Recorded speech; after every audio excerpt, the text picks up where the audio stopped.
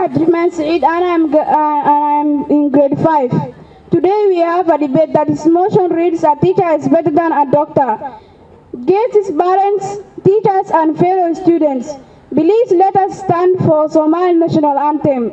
Somaliyey Tolstoy, Tolstoy isku tiirsadayey, habadkiina tacdarane, taageera weligiine, idinkee isku dooqayo, idinkee isku taamayo, adamuu tacliin barayo, wadankiisa taam yeelo, sharcigaas ku kiindarayo, luqadan ku waaxida oo ninba toban la meel marayo, cadowgiina idin talin oo.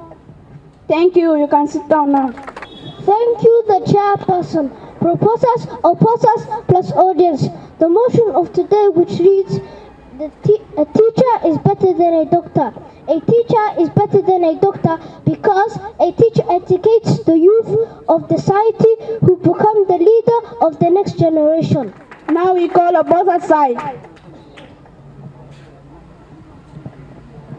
Thank you, the chairperson. The secretary proposes opposers will assign audience.